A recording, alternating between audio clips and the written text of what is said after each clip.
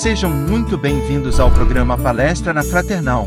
É com muita alegria que estamos recebendo o palestrante Hilário Rocha, com o tema Vida Saudável em Família. Rádio e TV Fraternal, sempre sintonizada em você.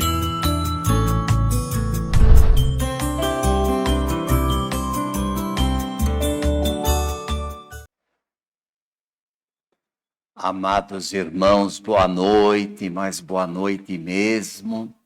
Que Jesus nos abençoe, fortaleça o nosso encontro fraterno e que todos nós possamos aproveitar intensamente esses momentos que nesta noite passaremos, procurando aumentar um pouco mais o nosso conhecimento a respeito das lições abençoadas do Evangelho de Jesus, à luz da doutrina dos Espíritos.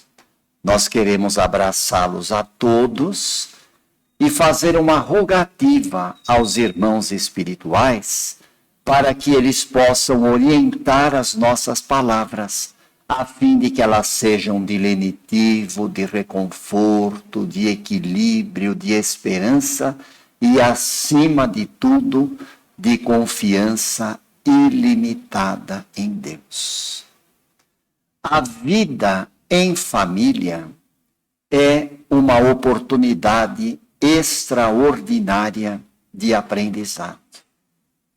E toda ela está centrada na necessidade de progresso, de aperfeiçoamento moral, de realizações espirituais e de oportunidades extraordinárias de aprendizados indispensáveis que se realizam nesse instituto benemérito de formação de corações, que é o Instituto Familiar.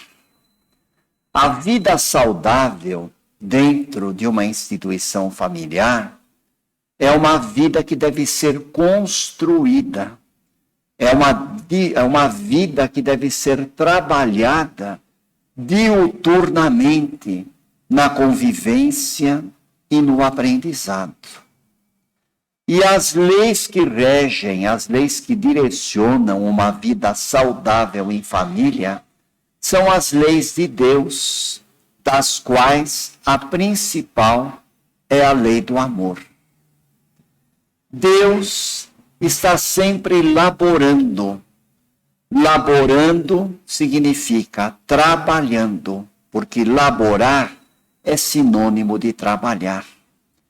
Deus labora todos os dias, elaborando leis, criando filhos que saem das suas mãos misericordiosas e generosas. E nós mesmos, meus irmãos, somos o produto dessa criação. Somos obra divina, saída das mãos justas e sábias do Criador. Mãos amorosas, mãos misericordiosas, que nos criaram para o bem e para a capacidade de servir e amar. Deus labora criando leis, e nós somos os colaboradores que cumprem as leis divinas, quer na terra, quer no plano espiritual. Se Deus trabalha, se Deus labora, se Deus trabalha incessantemente, como disse Jesus, nós também trabalhamos, guardadas as devidas proporções, e nós temos o papel de colaboradores de Deus, de co-criadores, porque nós estamos cumprindo as suas leis.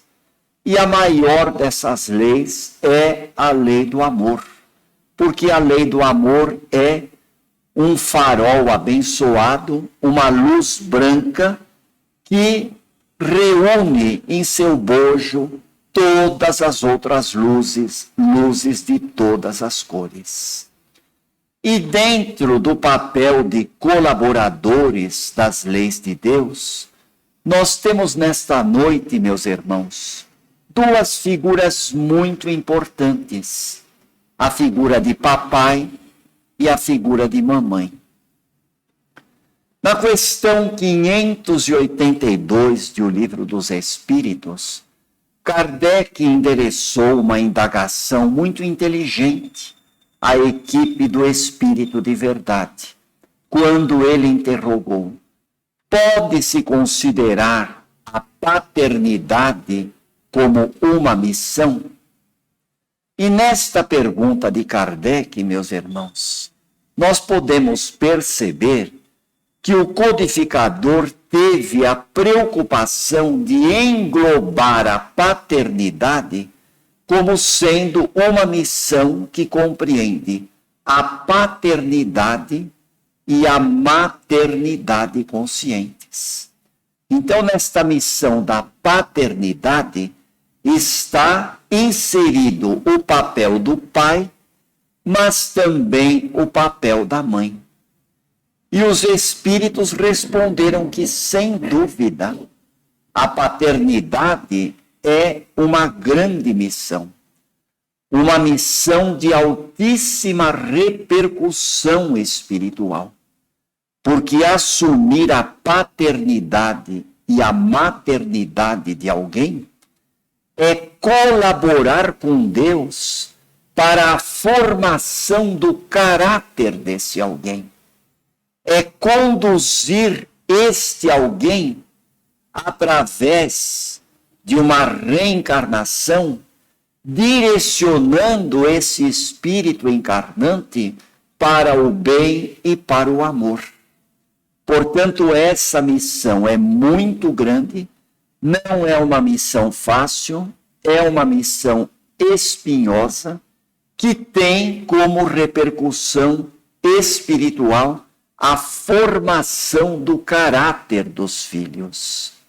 E uma relação saudável dentro de um lar é exatamente aquela relação onde papai e mamãe somam esforços para que o caráter dos filhos seja construído em bases racionais, em bases amorosas, em bases enérgicas, firmes e seguras, mas também bases que proporcionem uma liberdade com responsabilidade dentro do espírito do filho que reencarna.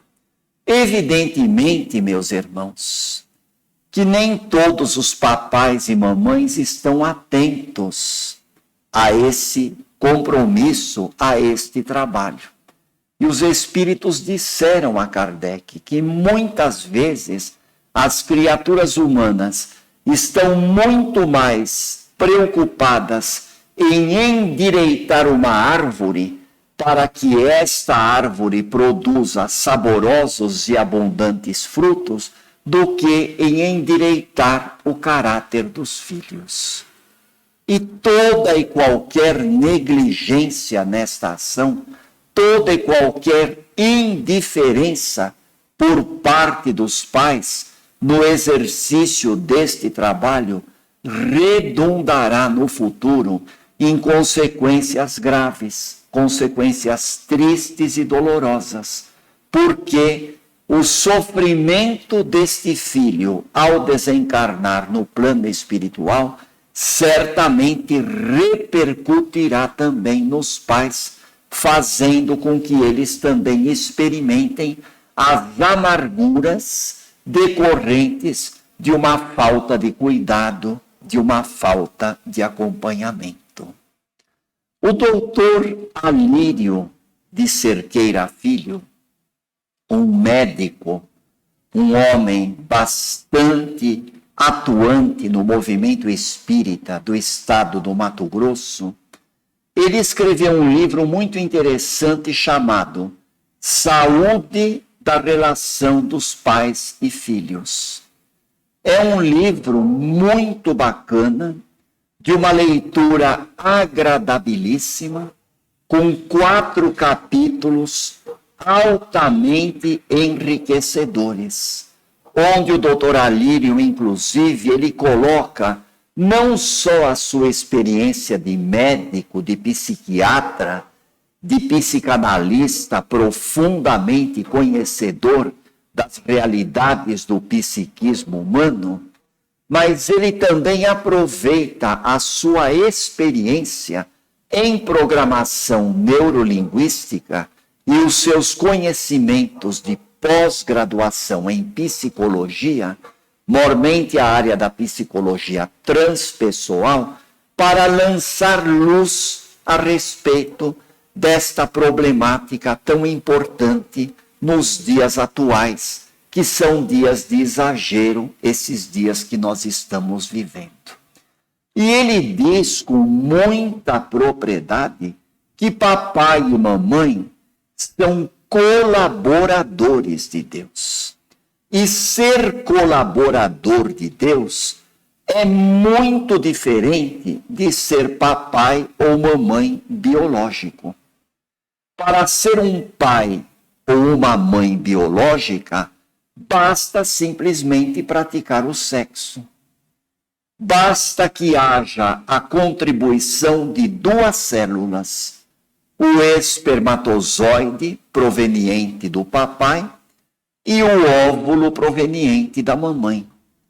O espermatozoide, durante o ato sexual, ele faz o seu caminho, atravessando toda a genitália feminina, as trompas de Falópio, para encontrar no útero o óvulo que o espera. A célula ovo se faz, decorrente da fecundação, e a embriologia se encarrega de patrocinar o desenvolvimento do corpo que já está ligado ao espírito que reencarna. Evidentemente, meus irmãos, que sexo todos os animais praticam, sem desmerecer essa função divina que plasma corpos físicos e que patrocina a reencarnação das criaturas, mas a missão de colaborador de Deus vai muito além do ato sexual propriamente dito.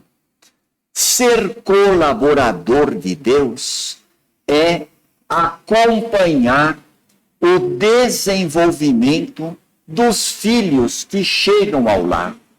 Esses filhos que são espíritos imortais, são espíritos muitas vezes milenares, a gente brinca, podem ser espíritos mais velhos do que Matusalém.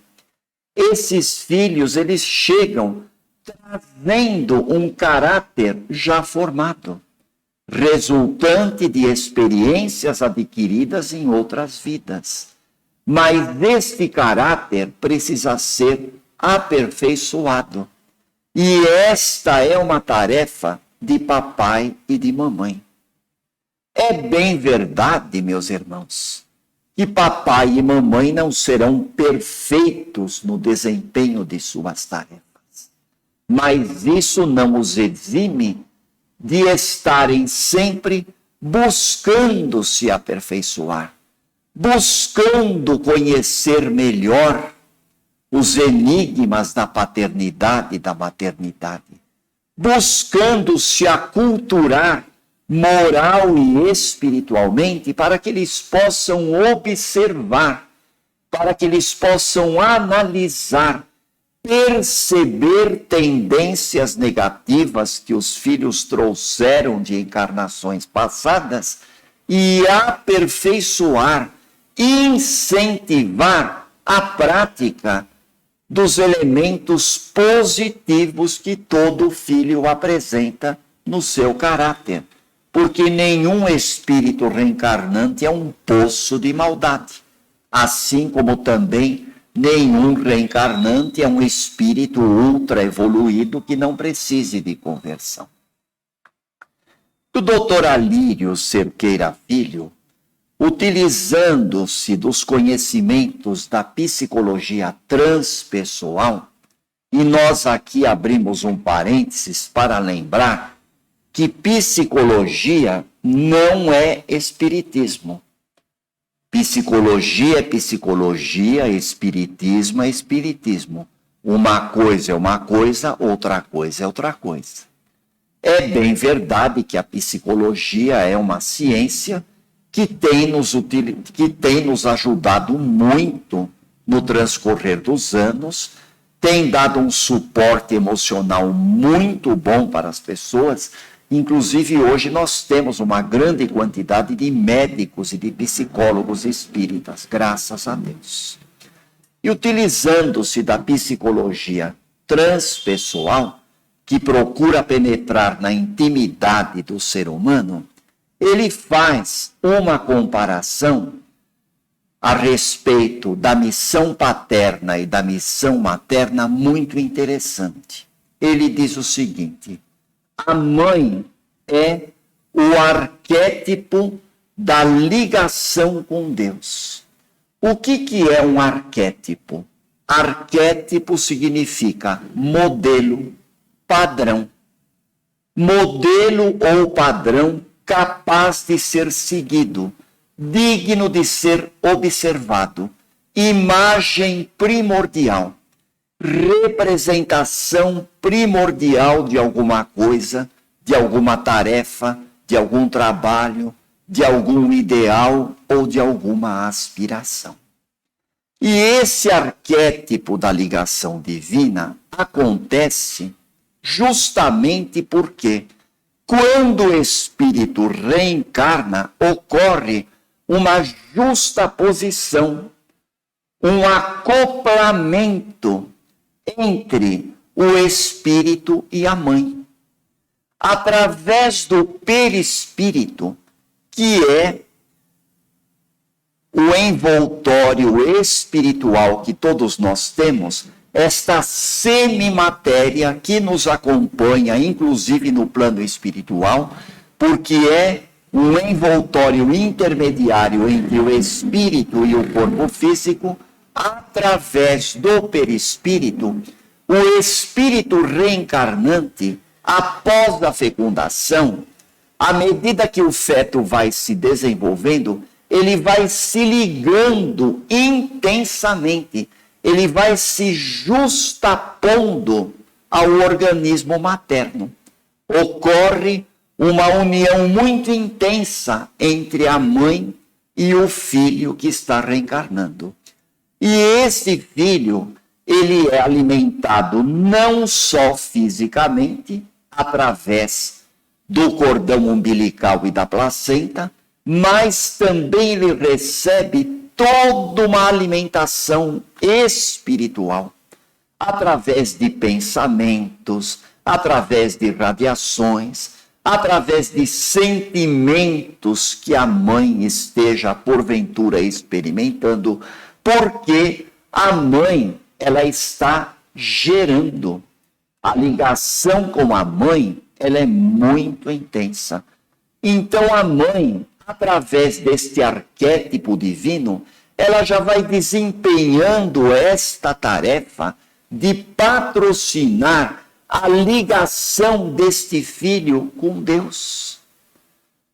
E o doutor Alírio lhe diz: para que a vida em família seja saudável, é muito importante aproveitar o processo gestacional, inclusive com a participação paterna, porque numa gestação o pai está grávido também.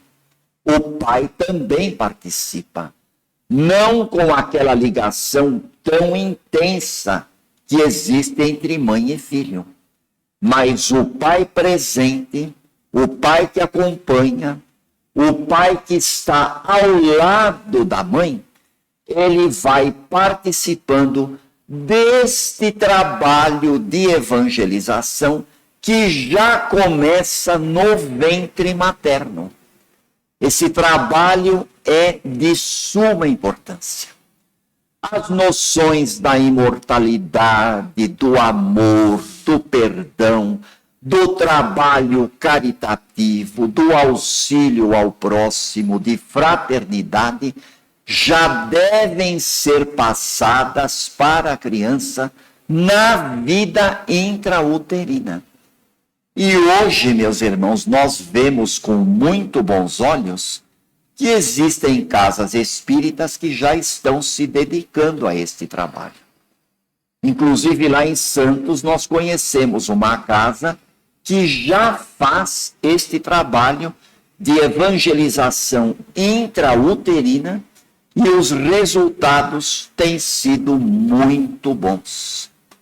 Quando a criança nasce, quando o espírito reencarna, já se percebe uma segurança muito grande e uma tremenda de uma praticidade, não só na função materna, mas também na função paterna também. Porque o papai, ele também é um arquétipo. Não pense que o papai está isolado nessa história, porque a gravidez é dele também. E qual é o arquétipo do papai?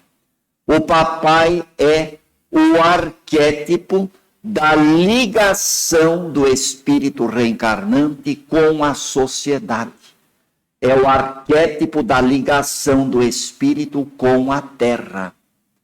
Então, se o arquétipo da mãe é uma vertical, direcionando o espírito na ligação como o Criador, que é fonte de toda a luz, o arquétipo masculino, o arquétipo paterno, é o arquétipo da ligação do espírito com a terra, onde papai irá direcionar com segurança, com naturalidade, com autenticidade, esse espírito reencarnante para a socialização. E a vida em sociedade começa exatamente dentro da família. Como diz o grande benfeitor Emmanuel. Emmanuel nos diz que a maior escola para a evangelização das criaturas reencarnadas na face da terra ainda é o lar. Com todo respeito aos bancos escolares, os estabelecimentos escolares de ensino médio, de ensino fundamental, de ensino universitários, são importantes para formar o cidadão na cultura do mundo. Entretanto, só o lar é que poderá formar a criatura humana. Só o lar é que poderá realmente evangelizar. Os estabelecimentos escolares instruem, mas só o lar educa realmente, até porque a instrução é uma parte da educação. E dentro do lar nós temos o arquétipo da ligação com Deus e o arquétipo da ligação com a terra, a presença de papai e de mamãe. O arquétipo da ligação com Deus, as noções de espiritualidade, de fraternidade, de amor, de reencarnação, de mediunidade, sendo passadas através do elemento feminino, esse arquétipo também conta com a participação do pai. O pai pode muito bem, como parceiro, como irmão de sua mulher, como companheiro de caminhada, colaborar com a mamãe na execução do trabalho dela, da mesma forma que a recíproca também acontece. A mamãe também pode auxiliar o papai no trabalho de socialização, de formação social do novo ser, provisoriamente reencarnado na condição de filhos. E papai e mamãe vão assim exercendo o seu papel, aurindo a inspiração no Evangelho de Jesus, buscando a orientação da casa espírita, dialogando, trocando ideias, numa missão colaborativa. Isso significa que papai e mamãe serão perfeitos? Lógico que não. Claro que não. Porque nós não podemos esperar perfeição num mundo como o nosso e num patamar evolutivo como o nosso, que somos ainda espíritos imperfeitos e muito necessitados de aprendizado e de orientação. Evidentemente que falhas haverá, dificuldades acontecerão, imperfeições estarão presentes neste processo. Erros que pai e mãe cometam são absolutamente normais neste processo. Isso não significa que o filho ficará relegado às forças próprias, relegado ao abandono, à indiferença. Não. Esses erros, num relacionamento saudável em família, eles são aceitos, eles são estudados, eles são trabalhados e eles são transformados em elementos positivos para que o processo continue com vistas à obtenção de melhores resultados. Famílias perfeitas, meus irmãos, não existem. Isso está totalmente fora de cogitação. O ambiente familiar é uma maravilha? Lógico que não. A família é um mar de rosas? Também não é. Mas também a família não é o elan da desdita e da desgraça.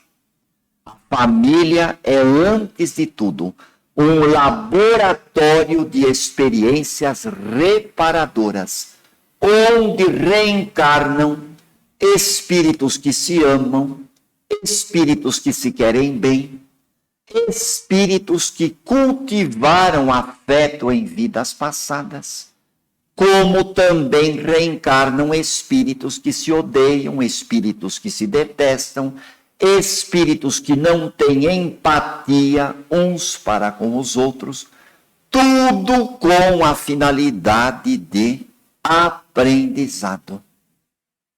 Viver é fácil, diz o grande benfeitor André Luiz. O difícil é conviver.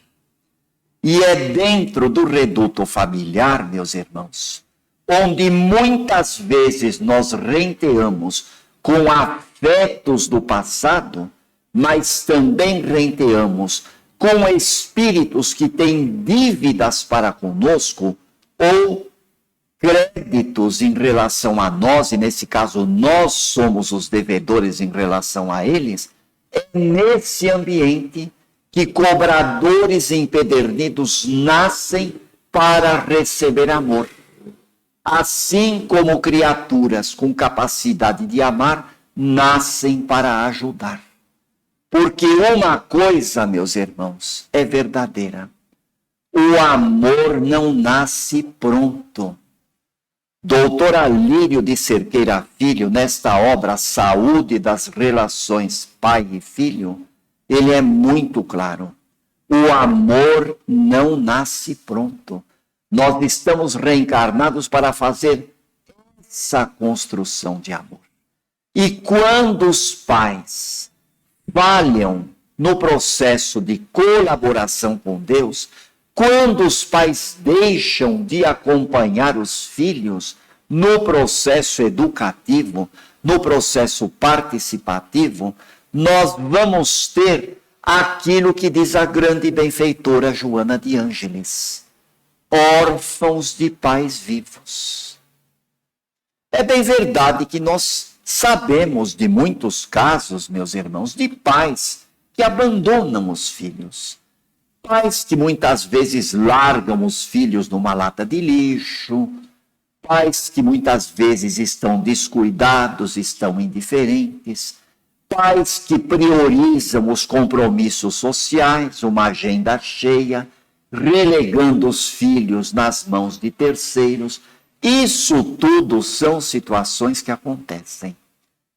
Mas, por outro lado, meus irmãos, a vida familiar saudável, quando ela acontece através de um investimento de amor, de um investimento de evangelho, de um investimento espírita dentro de casa, Por mais dificuldade que os pais apresentam, os resultados são colaboradores. São resultados altamente recompensadores. São resultados muito positivos que estimulam muita gente a seguir essa rota inteligente de fazer da família um local agradável. Um local onde haja discussões, haja desentendimento, sim, isso acontece por força do nível evolutivo em que nós nos encontramos. Mas também um local onde haja muita vontade de melhorar, onde a autoridade seja exercida com naturalidade, com espontaneidade, e dentro de família, tanto pais como filhos vão exercer os seus poderes, porque poder significa ter capacidade. A palavra poder vem do latim potere, que significa ter capacidade, ser competente, ser capaz de fazer alguma coisa. E dentro deste processo, meus irmãos, onde os pais estão acompanhando esses filhos, que são espíritos reencarnados, momentaneamente na condição de filhos deles, porque antes de ser filhos dos pais, são filhos de Deus. Neste processo, os pais terão 4 funções para acompanhar os seus filhos. E vale a pena tecermos alguns comentários a respeito dessas funções. A função diretiva, a função orientativa, a função sugestiva e a função colaborativa. A primeira delas é a função diretiva, é a função de direcionar. Essa função, meus irmãos, ela é exercida principalmente na primeira infância. A primeira infância que vai do 0 aos 7 anos. Porque neste período da reencarnação, o espírito está muito mais ligado ao plano espiritual do que ao plano físico. E ele apresenta, em termos terrenos, uma insegurança e uma carência muito grande. Nesta fase da vida, os espíritos estão totalmente dependentes na sua reencarnação de pai e de mãe. E é nesta fase que o arquétipo divino materno inoculará no espírito reencarnante as noções do bom, do belo, do amor a si mesmo, do amor ao próximo e do amor a Deus.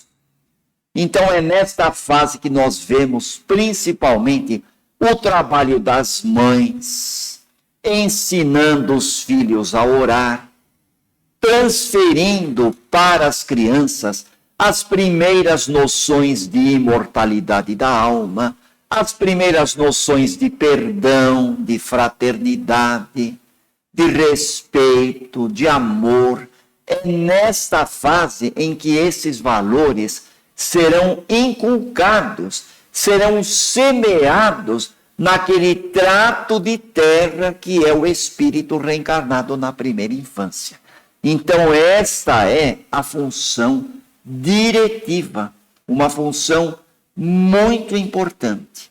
E é claro que o pai também poderá participar, porque hoje nós temos pais com um conteúdo de espiritualidade muito grande, pais muito voltados para a espiritualização da família, e nesse momento da caminhada evolutiva do ser reencarnante, o pai pode estar presente com muita propriedade na primeira infância. Até porque, meus irmãos, na primeira infância, a criança não tem raciocínio abstrato. Ela não é capaz de abstrair absolutamente nada. E muitas vezes, meus irmãos, a vida nos mostra que em determinados lares, quando uma criança, por exemplo, de 3 anos de idade, ela quer assistir a um filme na televisão, e esse filme tem cenas de violência, tem cenas de sexo explícito, e o pai e a mãe simplesmente proíbe a criança de assistir a esse filme, dizendo assim para o filho: olha, filhinho, olha, filhinha, este filme não é bom para você, porque esse filme vai conturbar a sua mente. Você vai ficar vendo essas cenas de sexo explícito, essa violência. Isso tudo vai causar maus pensamentos em você. Isso, na verdade, meus irmãos, acaba criando uma confusão muito grande na cabecinha da criança, porque a criança não consegue abstrair. Ela não sabe o que é pesadelo, ela não sabe o que é mau pensamento, ela não sabe o que é sexo. Então, o doutor Alírio, nesse livro, ele propõe: olha, filhinho, filhinha, esse filme não é bom para você. Então o papai vai colocar um outro programa para você. Vai mudar o programa, vai pôr um desenho animado, um programa que fale dos bichos, que fale das plantas, ou uma atividade lúdica para aquela criança. Porque muitas vezes os pais e as mães, eles não sabem como abordar as crianças. E eles entram pelo campo da abstração, mas se esquecem de que uma criança de 3, 4 anos não tem nenhuma capacidade de abstração. O que já não acontece na segunda infância. A segunda infância, que vai dos 7 aos 12 anos, onde o arquétipo da ligação com a terra, o arquétipo do papai, é mais atuante, porque a criança já vai recebendo as primeiras noções de socialização. É exatamente nesse momento onde a criança começa a frequentar a escola, se relacionar com os coleguinhas, entra a figura paterna para orientar essa criança no seu desenvolvimento social, apresentando as noções do respeito ao outro, da convivência salutar, da fraternidade, da convivência harmônica com o coleguinha, do cumprimento dos deveres, da atenção no cumprimento do dever, do respeito à professora, do respeito à escola. Então, nesta fase, a criança já vai tendo condições de abstrair. Ela já começa a raciocinar, e a criança não é boba, a criança não é burra. Principalmente agora, onde nós estamos recebendo um contingente de espíritos reencarnados altamente evoluídos, principalmente do ponto de vista da intelectualidade. Então a criança, ela percebe as coisas. E é nesse ponto que os pais vão acompanhando, vão estudando o comportamento da criança para substituir aqueles comportamentos viciosos, intempestivos, arrogantes, prepotentes, por características positivas, reforçando o lado bom da criança, num trabalho que é árduo, que requer muita perseverança, muita prece, mas que é altamente recompensador. Então, esta é a função orientativa. A função diretiva continua. Mas agora, na segunda infância, dos 7 aos 12 anos, permanece a função orientativa juntamente com a função diretiva. E é nesse momento que os pais vão exercendo uma autoridade para transformar, uma autoridade com poder de transformação, com poder de patrocinar coisas melhores.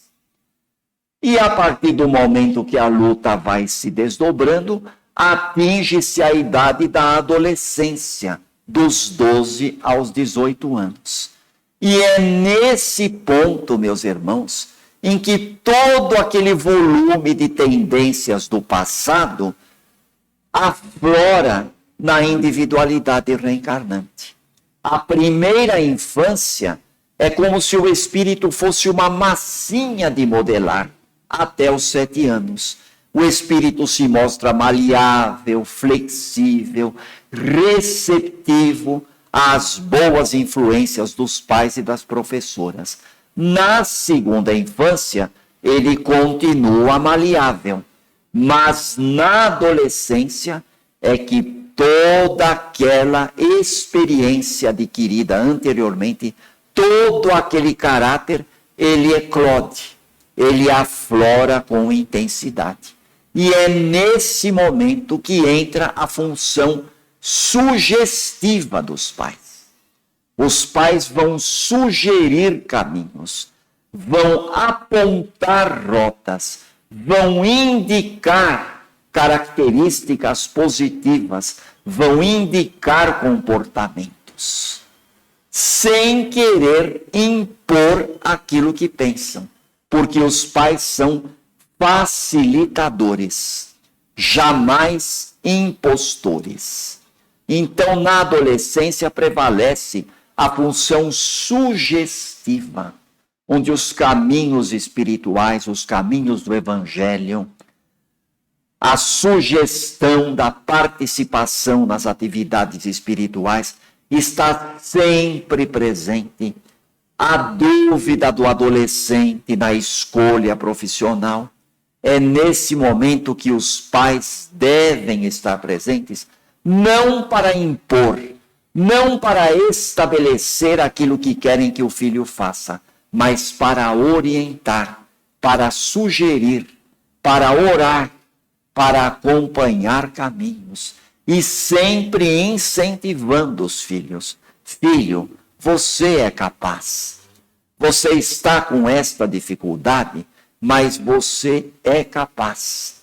Você conseguirá resolver esta dificuldade desde que você persevere, desde que você faça a tua parte, desde que você se conscientize de que você é um filho de Deus, de que você é uma criatura imortal, que tem todas as condições para vencer. E foi para isso que você veio. Muitas vezes, meus irmãos, os pais, eles falham na educação dos filhos, mesmo que bem intencionadamente, porque é um absurdo, é realmente esdrúxulo acreditar que um pai, que uma mãe queira o mal do filho. Isso é realmente um absurdo. Pensar que um pai ou uma mãe querem o mal do seu filho é realmente delirar, é raciocinar absurdamente. Mas o grande erro que os pais cometem, e muitas vezes até bem intencionadamente, é achar que seus filhos são crianças a vida inteira. É impedir que os filhos passem por experiências pelas quais eles precisam passar para aprender. Muitos pais, mesmo com os filhos na idade adulta, com a própria família formada, tendo netos, os pais continuam a chamar o filho de criança. E querem decidir tudo pelos filhos, querem viver a vida dos filhos. E isto é simplesmente horrível para o filho, porque cria uma confusão e acaba criando uma cobrança exagerada na cabeça desse filho. Então, quando o filho surge na idade adulta, quando a idade adulta acontece, a função diretiva e orientativa, ela já não existe mais, porque ela já foi feita nos períodos que lhes eram próprios. A função sugestiva ainda continua, e a função colaborativa, essa permanece sempre. a função colaborativa sempre permanece desde o nascimento até o desencarne, porque isto é o papel dos pais. Mas isso não significa que o relacionamento tenha de ser disfuncional, tenha de ser patológico, tenha de ser um relacionamento inseguro. Porque quando os pais consideram os filhos crianças a vida inteira, isso é um relacionamento disfuncional e imaturo que acaba gerando uma drástica insegurança que acompanha o filho por longa parte de sua vida. Dentro de um relacionamento familiar saudável, meus irmãos, nós temos 3 formas de relação entre pais e filhos que nós vamos apresentar aqui também, com base no estudo que nós fizemos no livro do Dr. Alírio de Cerqueira. A primeira fase, a primeira forma de relacionamento, meus irmãos, é o relacionamento vertical, rígido, autoritário. Relacionamento vertical, mas que tipo de relacionamento é esse, meu Deus? O relacionamento entre pais e filhos é sempre um relacionamento vertical. Porque a autoridade sobre os filhos, os pais sempre terão. A autoridade de pai e mãe existirá sempre. Não existe na vida prática relacionamento de horizontalidade, de igual para igual entre pais e filhos. Isso não deve existir nunca, porque a própria vida e as próprias ciências do comportamento humano estão mostrando que não dá certo. Então, é uma autoridade, sim. É uma verticalidade, sim. E o primeiro tipo de relacionamento é o relacionamento vertical, rígido e autoritário. É um tipo de relacionamento onde existe uma inflexibilidade. Os pais dominam, os pais estabelecem, os pais é que mandam, os pais que conhecem, os pais que sabem. O filho não tem voz ativa, não tem direito a absolutamente nada. O pai chega no filho e diz: aqui quem manda sou eu. Vai ser assim, ponto. É assim porque eu sou o pai, é assim porque eu sou a mãe. Eu sei tudo e você não sabe nada. Evidentemente, meus irmãos, que esse tipo de relação vertical, ele aconteceu durante muito tempo, principalmente nas gerações passadas, onde os pais estabeleciam, os filhos abaixavam a orelha, e ai dos filhos se discordassem, porque se discordassem apanhavam, levavam tapa na boca, então se transformavam naquelas criaturas obedientes, boazinhas, mas que obedeciam para não apanhar. Obedeciam porque tinham medo. Esse tipo de relacionamento é totalmente patológico. É um relacionamento totalmente disfuncional, que ao invés de contribuir para a evolução do filho, vai atrapalhar mais ainda. Não tem absolutamente nada de saudável nesse relacionamento. Esse relacionamento se caracteriza por autoritarismo, individualismo, onipotência, prepotência e autoanulação. Os pais se julgam prepotentes em relação aos filhos. E ninguém é onipotente, meus irmãos. A prepotência é a imposição e a onipotência é o abuso do poder. Ninguém na Terra é onipotente. Onipotente é só Deus. Nem Jesus foi onipotente. Jesus mesmo disse: bom, por que me chamas bom? Quando ele respondeu a uma criatura que conversava com ele e chamava bom mestre. Que devo eu fazer para merecer o reino dos céus? Bom, por que me chamas bom? Bom, só Deus o é. Onipotente, só Deus é. Só Deus o é. Pai e mãe não são onipotentes. Porque a partir do momento em que eles passam a ser onipotentes, eles estão pedindo demissão da sua tarefa de colaboradores de Deus. Então, esse tipo de relacionamento, onde existe onipotência, prepotência, individualismo, autoritarismo e autoanulação, porque os filhos se autoanulam por completo, não é um relacionamento que produza frutos. O segundo tipo de relacionamento é a relação vertical, consensual e amorosa. Por que é uma relação consensual?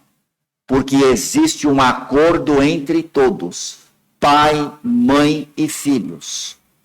Todos participam desse relacionamento.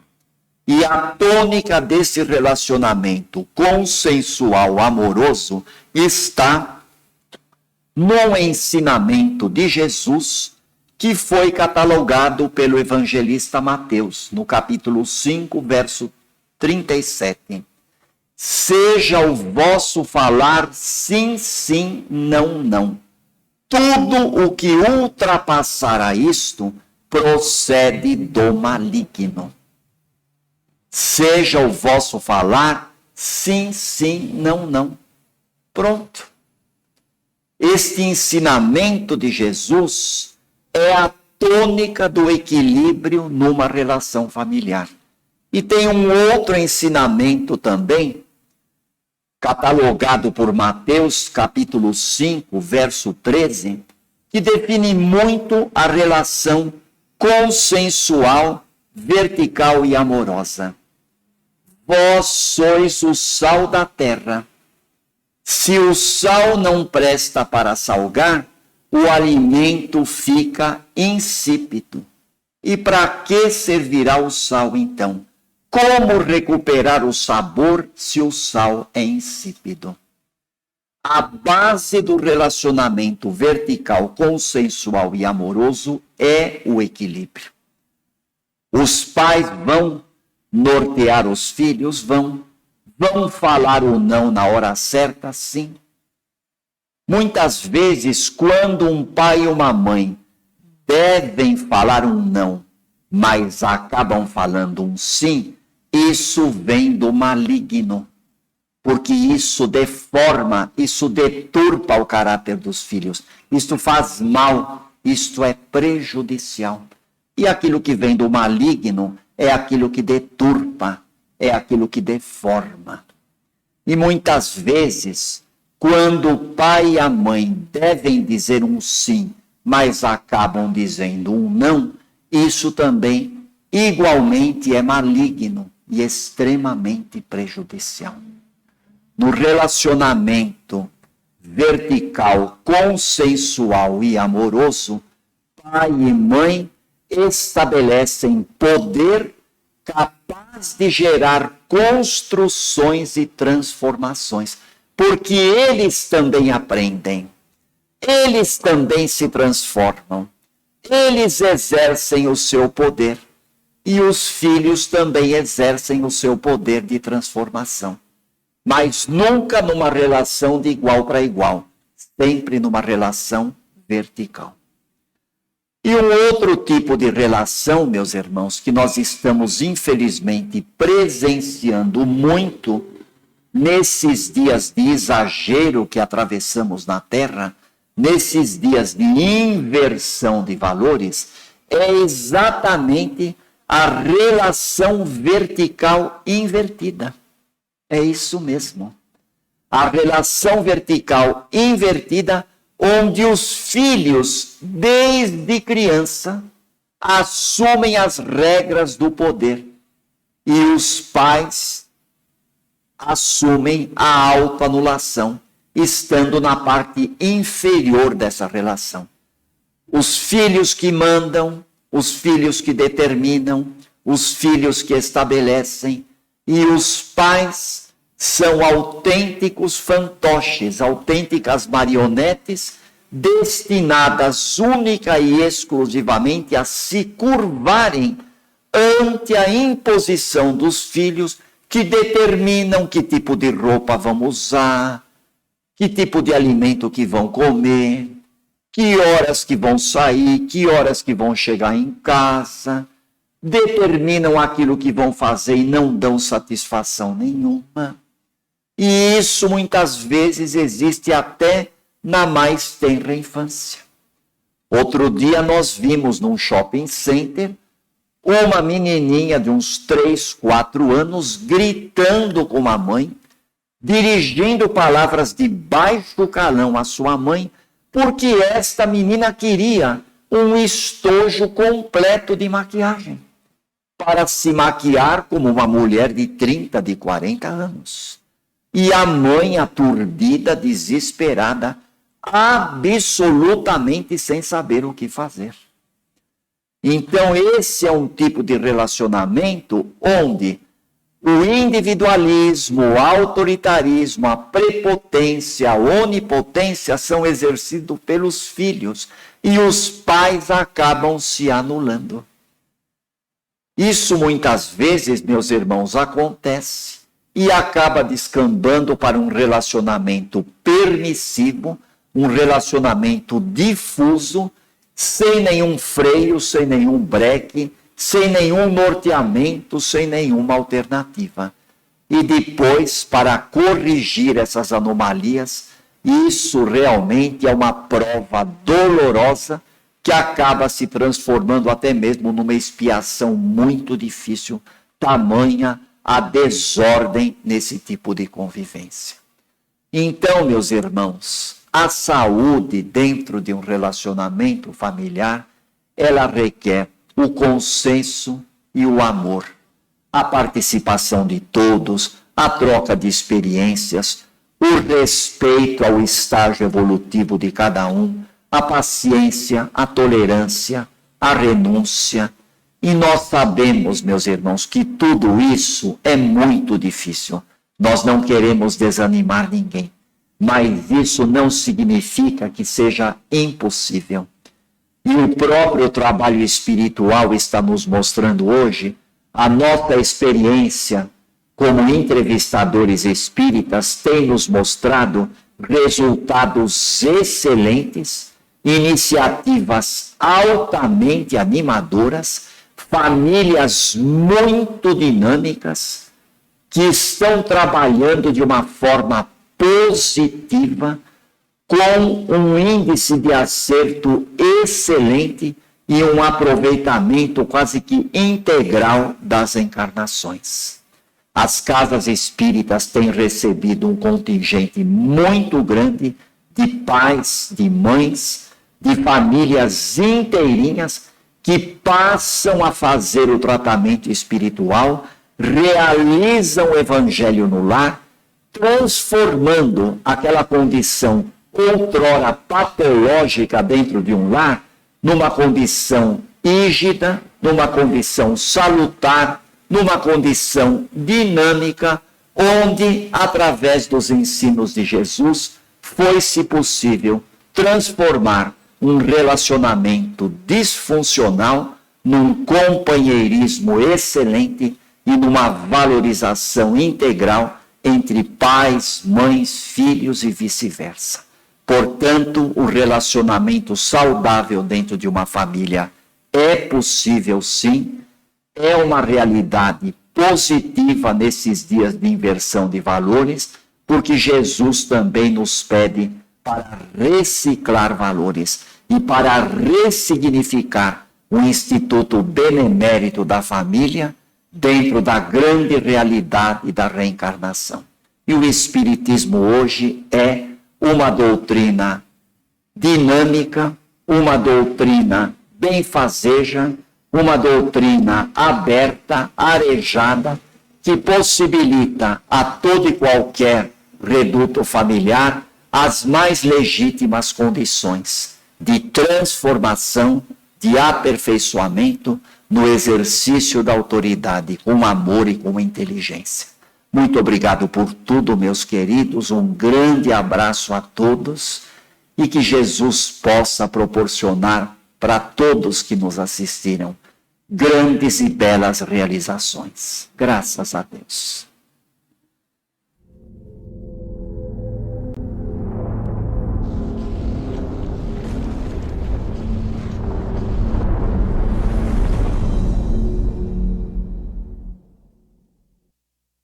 Acabamos de apresentar mais um programa Palestra na Fraternal. Sempre uma palestra diferente com temas ligados à doutrina espírita. Assista pelo YouTube, pela TV Fraternal e também no Facebook. Ouça pelo aplicativo da Rádio Fraternal e pelo site fraternal.net.br. Rádio e TV Fraternal, sempre em sintonia com você.